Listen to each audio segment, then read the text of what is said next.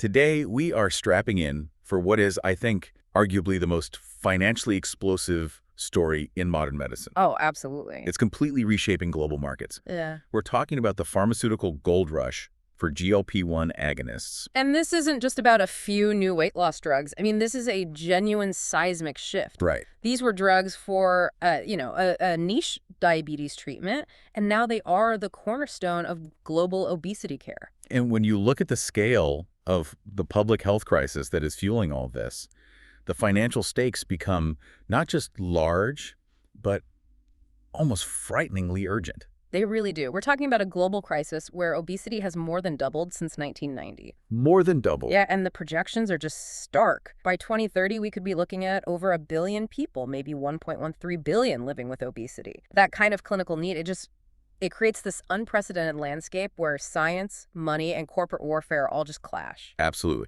So our mission today, and we've gone through a huge stack of market analysis reports, clinical trial data, all of it. Yeah. Our mission is to unpack why Novo Nordisk, the incumbent, the company that basically created this market with Ozempic and Wegovy, is facing such intense pressure right now. They are defending a multi-billion-dollar crown against rivals like Eli Lilly, who are coming in armed with, a whole wave of next-gen drugs. And that's the core question we really need to answer for you today. How does Novo Nordisk defend its legacy? A legacy built on an older, very successful molecule against drugs that are openly offering better results and more convenience. And on top of all that, they're staring down a huge regulatory deadline that threatens their profits years before their patent even runs out. It's perfect storm. So this is a deep dive into high-stakes drug development, complex patent warfare, and market disruption that is going to define healthcare for the next 20 years. So let's start with the money, because the scale here, it almost defies comparison to anything we've seen before. It really does. The GLP-1 drug sector didn't just grow. It fundamentally re-rated the entire life sciences industry. In 2024 alone, these stocks surged, adding something like $386 billion in market value. An incredible number. And it was almost all driven by the perception of just endless potential in these obesity drugs. That kind of financial velocity is, it's just unparalleled. When you hear analysts talk about a once-in-a-generation opportunity, this is exactly what they mean. Yeah, and the forecasts are huge. The global GLP-1 market is projected to shoot up from around $28 billion next year to over $63 billion by 2032. And even that feels conservative. Oh, it's very conservative, because the broader obesity market could hit anywhere from $100 to maybe $150 billion in the early 2030s. And for now, that entire market is basically locked in a tight duopoly. That's right. You've got Novo Nordisk with Ozempic, Wegovy, and their oral tablet Rybelsus, and then you have Eli Lilly with Mounjaro and Zepbound. And when you just tally up their success so far, the numbers are already historic. The 5 main GLP-1 products have pulled in $71 billion in U.S. revenue since 2018. $71 billion. And the sources are really clear that Novo Nordisk's drugs, the Semaglutide products, they accounted for about half of that incredible total. But if the past is historic, the future is revolutionary. And I think this is where the strategic anxiety really starts to creep in for investors. Exactly. Cumulative revenue for just those 5 drugs we mentioned is expected to hit a staggering $470 billion by 2030.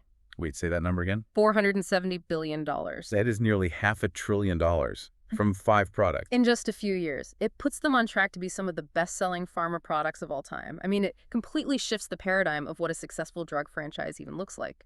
We could be seeing the first trillion-dollar pharma franchise on the horizon.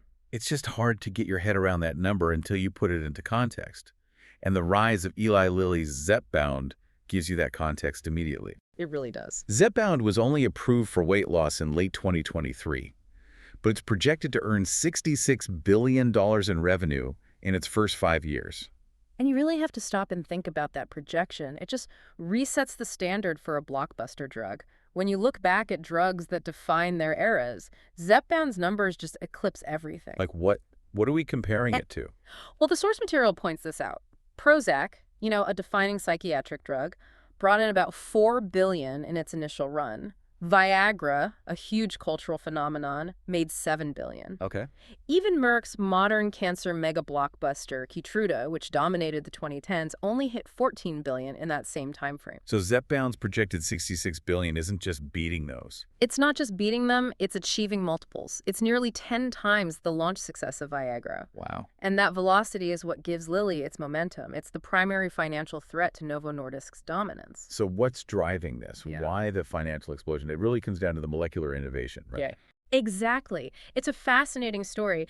The first generation treatments, like Novo's Semaglutide, they were what we call GLP-1 mono-agonists. Okay, so mono-agonist, what does that actually mean? It means it targets one thing. It hits the GLP-1 receptor, which does a few elegant things. It boosts insulin, it cuts glucagon, and crucially, it slows down how fast your stomach empties. Which makes you feel full longer. Right. It improves metabolic control. But the science has moved so rapidly past that single target. Now it's all about what we call multi-agonism. And this is where Lilly really established its lead. This is where they got their edge. Instead of just hitting the GLP-1 receptor, these next-gen drugs are exploring combinations with other key hormones, like GIP, glucagon, and amylin. The idea being that hitting multiple pathways at once is just more effective. Precisely. The premise is that activating complementary pathways gives you a much bigger bang for your buck. Take GIP, for example. GLP-1 slows your gut, but GIP is involved in fat metabolism and overall energy balance. So by combining them, like Lilly did with Tirzepatide, you amplify both the weight loss and the cardiometabolic benefits. You're basically mimicking, in a very targeted way, the hormonal cocktail your body releases after a meal. and this multi-agonism is now setting a new, and for Novo Nordisk, frankly, terrifying efficacy benchmark. Terrifying is a good word for it. The clinical trial data for these dual and triple agonists are showing weight loss results that, demonstrably rival what you could only get from invasive surgery before. Yeah, we're talking about results in the 20 to 25% total body weight loss range. Exactly. Which puts these drugs squarely in the territory of bariatric surgery.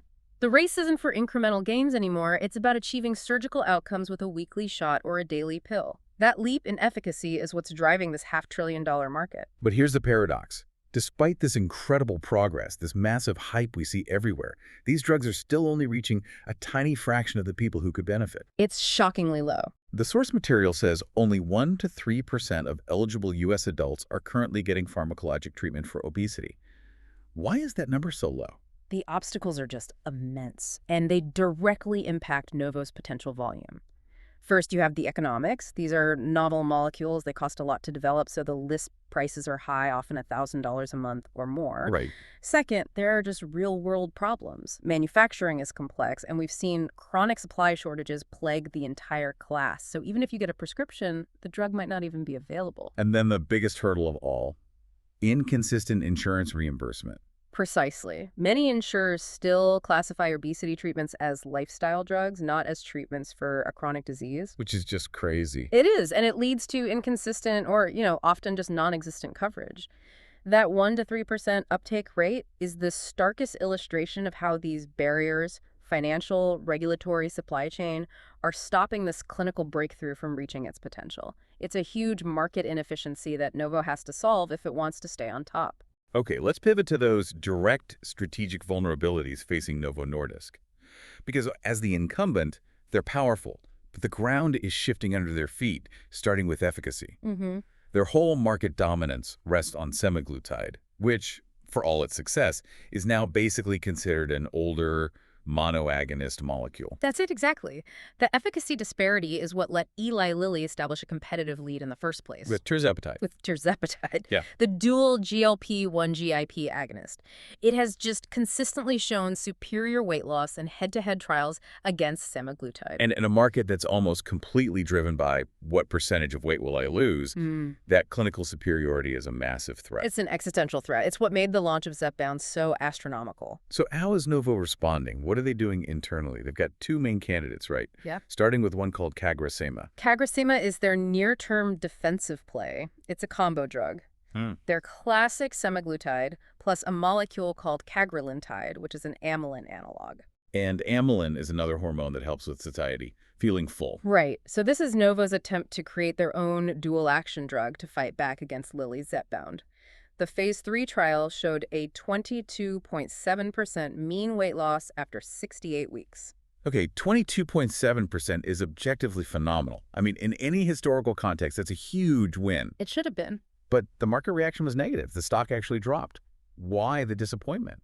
Because the market's expectations were just impossibly high. Investors were reportedly looking for a number closer to 25%, something that would be a clear knockout blow to Zepbound. So because it didn't offer that clear-cut superiority, it was seen as just good, not great. Exactly. It wasn't category defining, and it just shows you how intense this competition is.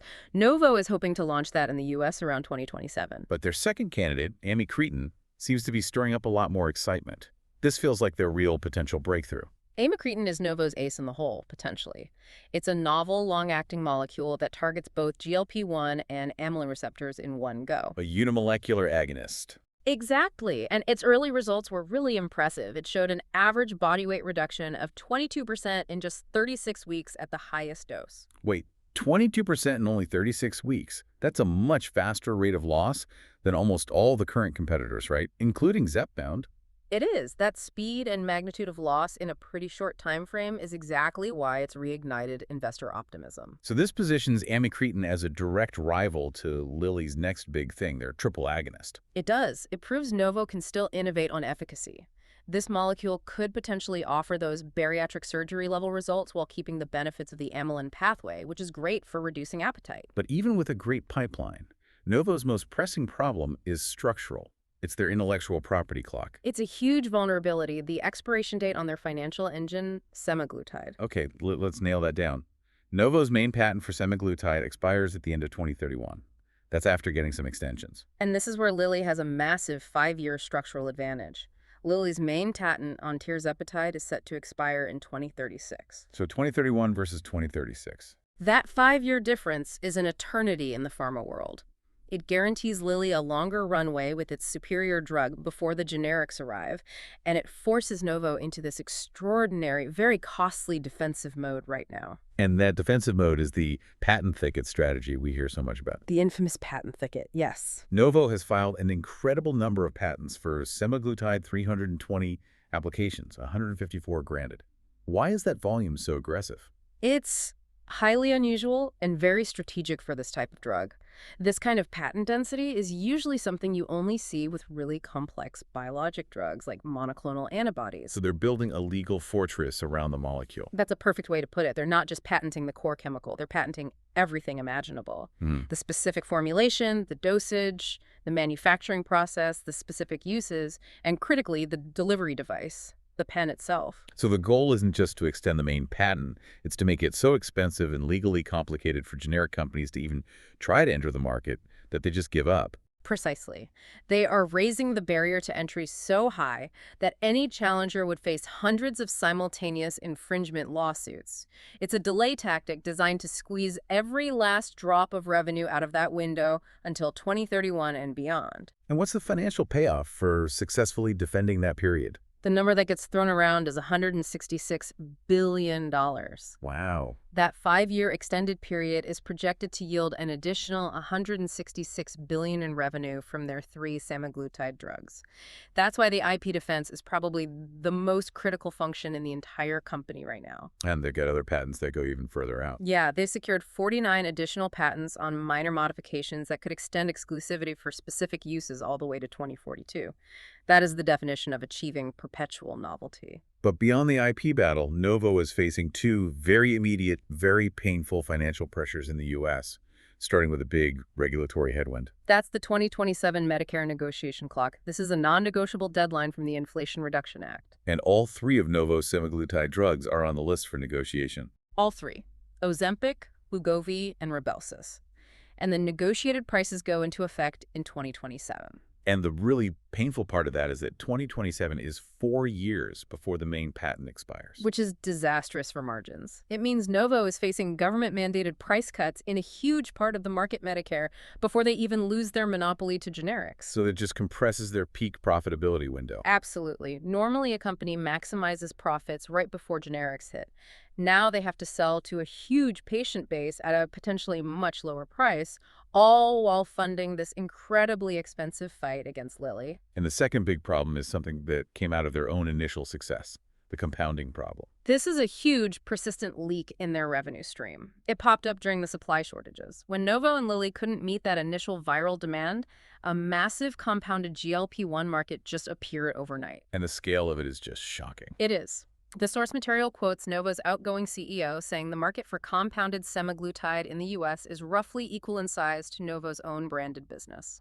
That's unbelievable. So you're talking about maybe 1 million patients using compounded GLP-1s, basically consuming the same volume as the official branded drugs. It's an entirely unregulated, unapproved shadow market that basically mirrors their legitimate revenue. And it must create a huge operational strain. An enormous strain. They're fighting it on multiple fronts. They're spending billions on marketing, over $7 billion across the class by mid-2025 to drive patients to the approved drugs. And they're filing lawsuits against compounders and med spas to try and shut it down. But the demand is just too strong. The patient demand, fueled by lower cost and high efficacy, has kept the practice going relatively strong. So this perfect storm of pressure-intense competition, IP defense costs, looming price cuts, the compounding market, it all led to a very candid and frankly alarming admission from Novo's leadership. It did. The outgoing CEO warned that cost-cutting, including potential layoffs, would probably be necessary to adjust the company structure. He said they probably won't be able to avoid layoffs. And that really underscores a key point. The phenomenal revenue growth is actually masking some intense operational stress. Right. They're under immense pressure to reallocate money, prioritize the pipeline, things like amycretin, and put their resources where the future growth is, even if it means painful cuts in other areas. Okay, so if Novo is playing defense, the rest of the field is crowded with attackers who are setting completely new efficacy benchmarks. The goal isn't 15% weight loss anymore. No, the goal is bariatric surgery in a syringe or a pill, and the data is showing it's actually achievable. And that race for the highest efficacy is currently being led by Eli Lilly's Retatrutide. This is a really crucial molecule. It's a triple-agonist. It targets GLP-1, GIP, and glucagon receptors. All three. And its phase 2 trial set an astonishing new benchmark. We're talking weight reductions up to 24.2% over 48 weeks. 24.2%. I mean, the sources describe that as potentially redefining weight management that's approaching surgical levels. It absolutely is, and it validates the theory that stacking these three hormonal pathways, satiety, fat metabolism, and energy expenditure yield vastly superior results. This is what establishes Lilly as the leader in pure efficacy right now. But then there's a really fascinating approach from Amgen with their drug, Maritide. It's pushing on efficacy, convenience, and a totally novel mechanism. Maritide is a groundbreaking molecule. It's a first-in-class bispecific that basically reinvents the multi-agonist strategy. It combines a GLP-1 agonist with a GIP receptor antagonist. Wait, an antagonist. So it blocks GIP. Isn't that the exact opposite of what Lilly's drug does? It is, and it seems counterintuitive. But it's a bet on durability. Amgen's research suggests that GIP signaling might act as a kind of metabolic brake that tries to restore lost weight after you've lost it. So by blocking GIP while still activating GLP-1, they think they can reduce that weight rebound effect. That's the hypothesis. Mitigate the rebound, deliver more durable, long-term weight loss. And the results are promising. They saw up to 20% average weight loss at 52 weeks, and crucially, they noted that the weight loss hadn't plateaued yet. And the convenience factor for Maritide is just a massive differentiator. Oh, absolutely. It's delivered via a monthly or even less frequent dose. Monthly. Think about that compliance advantage.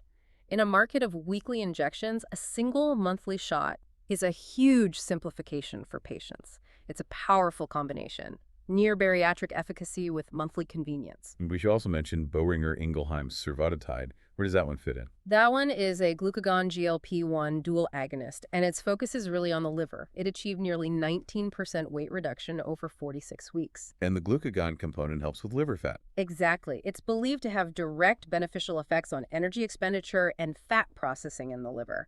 And a lot of participants, up to 40% on the higher doses, hit that 20% weight loss mark, so it has really strong potential. Okay, so the injectables are hitting these incredible efficacy numbers, but the real holy grail, the way you unlock the market beyond that 1-3%, is an oral pill. This is probably the most defining battleground for market supremacy over the next 5 years. You have to get rid of the injection barrier. And Eli Lilly is heavily invested here with a drug called orforglipron. Right. It's a once-daily, small-molecule oral pill. And its convenience features are key. You can take it any time of day, with or without food or water. It feels less like a strict medication and more like a daily vitamin. What are the results like, and what are the market predictions? Phase 3 trials showed weight loss up to about 12.4% at 72 weeks. And while that's lower than the top injectables, its market projection is just staggering because of that convenience. It's expected to hit blockbuster status first by 2027 and generate $14.1 billion by 2031. 14.1 billion. Okay, so how does Novo Nordisk's oral semaglutide, the pill version of Wegovy, stack up against that? So Novo's pill actually showed slightly higher weight loss, about 13.6% after 64 weeks. Better results. Slightly better results. But the market projection for Novo is dramatically lower. It's only projected to generate about $2.6 billion by 2031. That's a nearly $12 billion projected revenue gap. So why? Why such a massive disparity? If the efficacy is similar, even slightly better for Novo. Two main reasons. First, convenience. Novo's existing oral pill has very strict fasting rules around when you can take it, which makes it harder for patients to stick with. Lilly's pill doesn't have those restrictions. Okay. And second, there's a market perception issue. Orforglipron is a new, next-gen small molecule. It feels fresh. Novo's pill is based on the older Semaglutide molecule. So Lilly is just winning the narrative on convenience and speed to market in the oral space by a huge margin right now. And what about Viking Therapeutics? They're trying to do both, an injectable and an oral version of the same molecule. Yeah. Their drug VK2735 is an impressive dual GLP-1 GIP agonist. The oral version showed up to 12.2% weight loss in just 13 weeks. That's fast. Very fast. And their differentiating feature is the ability to transition patients from the shot to the oral pill of the exact same molecule for maintenance. And that's a big deal for clinicians. It's a huge deal. It reduces the risk of unexpected side effects during the transition and makes long-term management much more seamless. So beyond just pure weight loss percentage, the next frontier seems to be the quality of the weight loss. Because when people lose 20% of their body weight, they lose a lot of muscle. It's a huge metabolic negative, and it's a critical area of differentiation that doctors are really starting to focus on. And Altimmune's pemvidutide is specifically targeting this. That's right. It's a GLP-1 glucagon dual-agonist, and it's really touting its ability to preserve lean mass. In their trial, only about 22% of the weight loss was lean mass. Which means 78% of the loss was fat.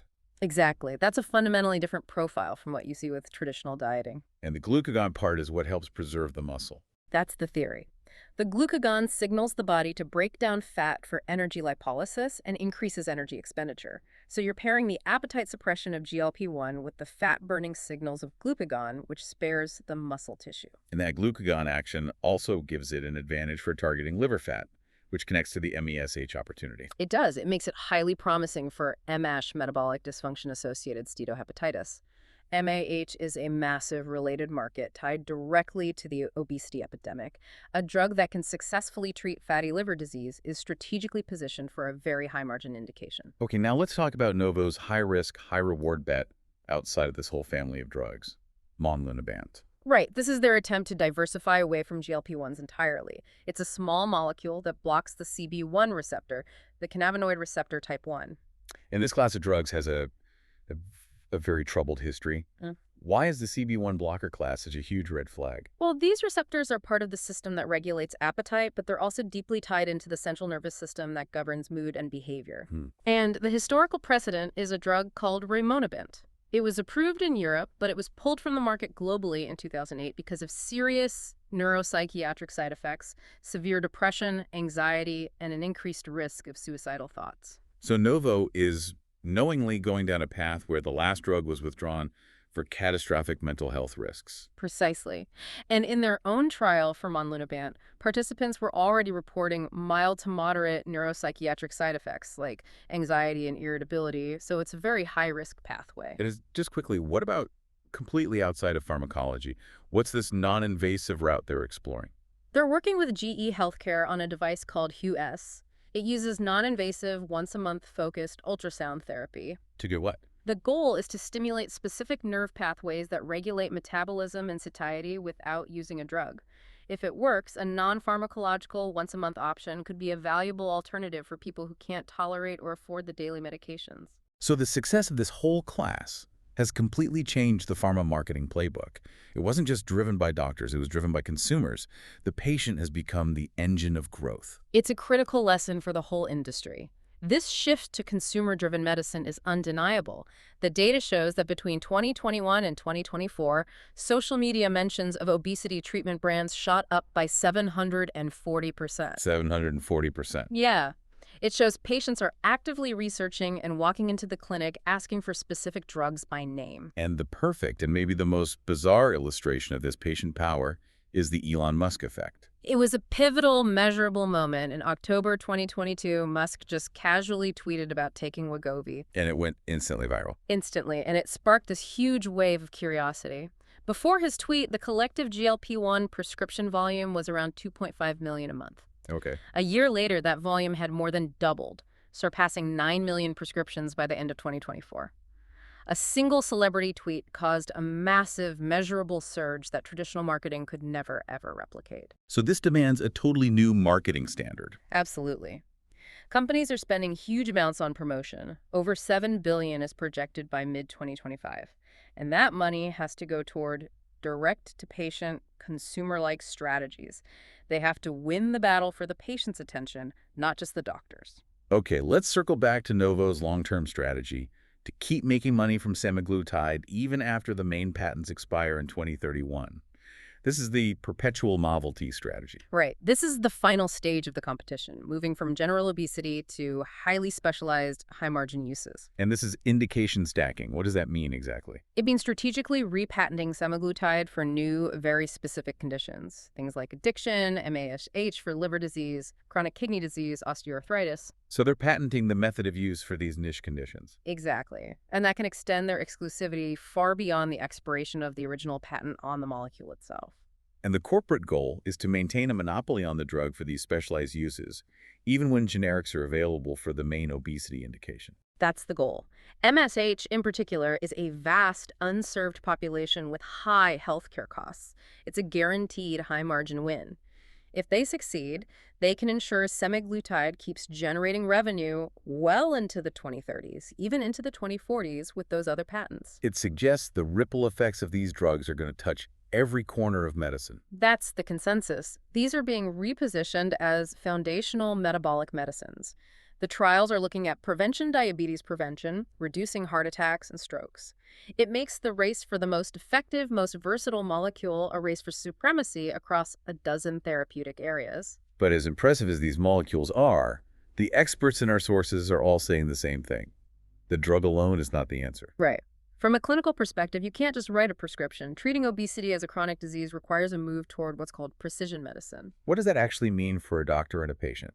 It means tailoring the therapy. You have to account for gender, age, and crucially, body composition. How much fat is being lost versus muscle. It's not just about the number on the scale anymore. The quality of the weight loss is becoming a key metric. And this has to be paired with what the sources call wraparound care. Yes.